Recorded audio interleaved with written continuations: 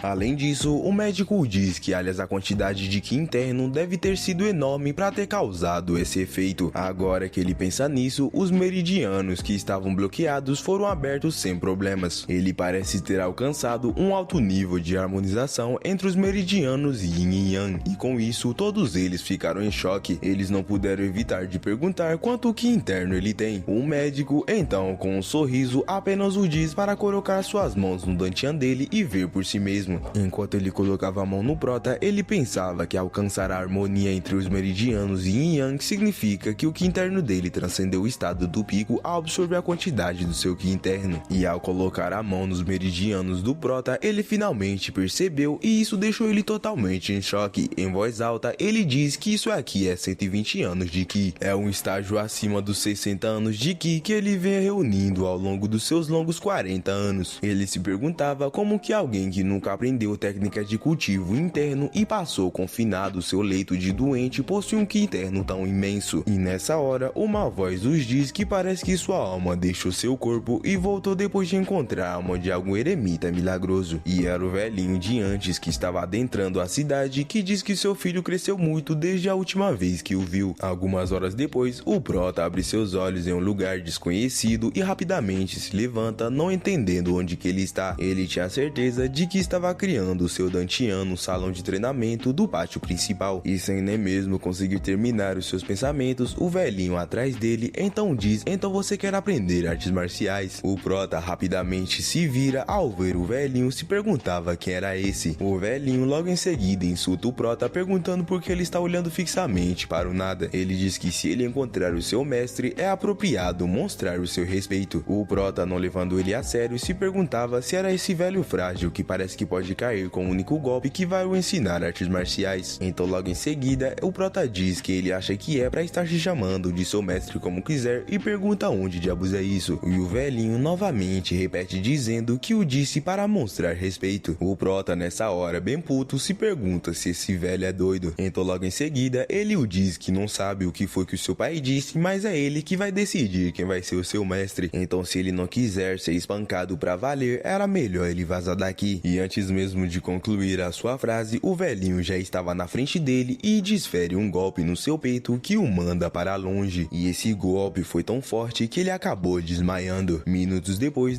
de ter sido derrotado várias vezes, novamente o Prota acorda. O velhinho que estava do seu lado diz que seu corpo é mais fraco do que ele esperava, deixando o Prota puto. E então logo em seguida, sem perder tempo, ele parte pra cima perguntando o que ele pensa que é. No entanto, o velhinho bloqueia facilmente e manda ele pra longe. Algumas horas então se passaram. Depois de ser bastante espancado, o Prota se perguntava quantas vezes ele já foi derrotado e viu esse céu azul. O velhinho então logo em seguida diz que então eles vão começar. Se ele conseguir agarrar a sua gola, ele vai desistir de ser o seu mestre. No entanto, se ele não conseguir fazer isso, ele deve se tornar o seu discípulo e o aceitar como seu mestre sem hesitação. E com isso, o Prota pergunta por que ele deveria fazer uma aposta infantil que ele nem quer. E o velhinho, que já percebeu percebeu que ele é muito infantil, levanta a sua gola perguntando se ele não está confiante suficientemente para desistir assim. Com isso, o Prota se irrita pensando que mesmo ser um professor, ele já havia se tornado o rei do mundo yokai. E então logo em seguida, bem sério, ele parte para cima do velhinho e o velhinho percebeu que agora ele estava mais sério. No entanto, ele não consegue pegar o velhinho e apenas a força das suas mãos fez isso aqui. E ao presenciar isso, o velhinho já estava surpreso ao ver que um redemoinho foi criado por uma mão inexperiente. O velhinho então logo em seguida pousa em cima de uma pedra e o Prota, ainda mais irritado, já estava pulando em cima dele pensando que vai esmagar esse desgraçado e logo em seguida desfere o ataque na pedra que destrói. E o velhinho rindo dizia que a sua pele é mais resistente que essa pedra e o Prota já havia agarrado um pedaço da pedra e joga atrás dele. No entanto, facilmente o velho desvia, no entanto era apenas uma armadilha porque o Prota estava quase pegando ele, deixando o velhinho preocupado. No entanto, ele desvia novamente. No entanto, o Prota já esperava por isso e então logo em seguida ele parte para cima do velhinho bem rápido, que surpreende o velhinho e então logo em seguida acerta ele com o seu poder para machucar. E após pegar o velhinho, o Prota lança aquele sorriso bonito e diz que o pegou. O velhinho fica meio frustrado, mas logo em seguida ele gargalha dizendo que ele é um garoto interessante. Mas logo em seguida, sem nem ser afetado pelo golpe do Prota, o velhinho dá um golpe mandando ele para longe e com isso o Prota se perguntava o que era esse velhinho. Horas depois, ele estava conversando com o pai do Prota e ele diz que o seu filho nasceu com um temperamento marcial. Até mesmo o irmão dele mais novo, que diziam ter nascido com um temperamento de guerreiro, não era tão bom quanto o Prota agora. E com essa informação, o pai do Prota não pôde esconder a surpresa porque era o ex-chefe da família Nangun e o líder da Aliança Murin. Ele orgulhosamente adicionou seu nome à lista dos 24 mestres marciais, que se refere às pessoas mais fortes do Murin. Ele era o rei da espada Nangun Jin. O velhinho então diz que quer transformar o Eunho em um guerreiro ousado com as suas próprias mãos e apresentá-lo ao mundo, ao qual o pai responde que não tem nenhuma objeção. Mas continuando, o velhinho acrescenta: no entanto, ele infelizmente foi pego pelo Prota. Enquanto isso, o Prota, que estava em seu quarto todo surrado, estava pensando no que aconteceu hoje. E ao anoitecer, o velhinho já estava indo embora, mas nessa hora o Prota chegou, deixando ele sem entender nada. O Prota então pergunta por que